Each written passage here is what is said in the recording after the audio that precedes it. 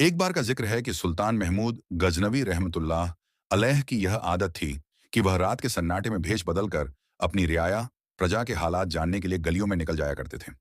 एक रात जब वह दरिया के किनारे से गुजर रहे थे, तो उन्हें एक टूटी फूटी कोठरी में एक चिराग जलता हुआ नजर आया। उन्होंने सोचा कि देखें यहाँ कौन लोग हैं।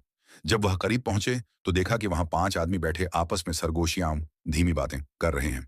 जब सुल्तान ने उनसे पूछा, तुम लोग कौन हो, तो उनमें से एक हंसकर बोला, हम चोर हैं और आज रात एक बड़ी चोरी का इरादा है।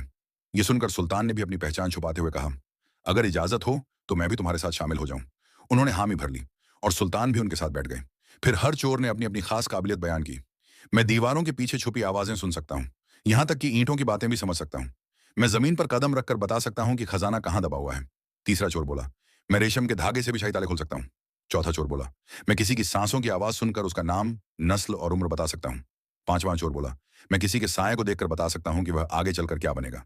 जब सुल्तान की बारी आई तो उन्होंने मुस्कुराते हुए कहा, मेरी खूबी यह है कि अगर मैं अपनी गर्दन झुका दूं तो किसी की जान बच सकती है, और अगर मैं सीधी रखूं तो कोई अदालत उसे रिहा नहीं कर सकती। ये सुनकर चोर हैरान रह गए और बोले, तुम्हारा हुनर तो हम सबसे बढ़कर है। फिर सब मिलकर शाही खजाने की तरफ निकल पड़े। रास्ते में एक घोड़ा हिनहिनाया तो पहले चोर ने कहा, यह जानवर कह रहा है कि हमारी टोली में कोई बहुत बड़ा आदमी है, शायद खुद बादशाह। लेकिन सुल्तान खामोश रहे। फिर दूसरे चोर ने जमीन देखकर खजाने की जगह बता दी और तीसरे चोर ने रेशम के धागे से ताला खोल दिया। सबने मिलकर खजाना लूट लिया, लेकिन सुल्तान ने उन सबके चेहरे ध्यान से याद कर लिए। अगली सुबह सुल्तान ने हुक्म दिया और उन 5 चोरों को गिरफ्तार करवा लिया गया। जब उन्हें दरबार में पेश किया गया तो उन्होंने देखा कि उनका छठा साथी वही सुल्तान था। चौथे चोर, जो सांस पहचानता था, ने हिम्मत करके कहा, बादशाह सलामत, हमारे सारे हुनर फेल हो गए। अब आप ही बताइए कि आप अपनी गर्दन कब झुकाएंगे और हमें रिहाई देंगे। सुल्तान उनकी अक्ल और हिम्मत देखकर मुस्कुरा दिए। उन्होंने फरमाया, हालांकि तुमने जुर्म किया है, लेकिन तुम्हारी काबिलियत काबिले तारीफ है। फिर सुल्तान ने उन्हें इस शर्त पर माफ कर दिया कि आइंदा कभी चोरी नहीं करोगे, और इस तरह उन्हें रिहाई दे दी गई।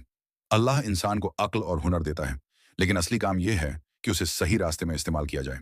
और हाकिम का असली काम सिर्फ सज्जा देना नहीं, बल्कि इंसाफ के साथ रहम, मेहरबानी करना भी है।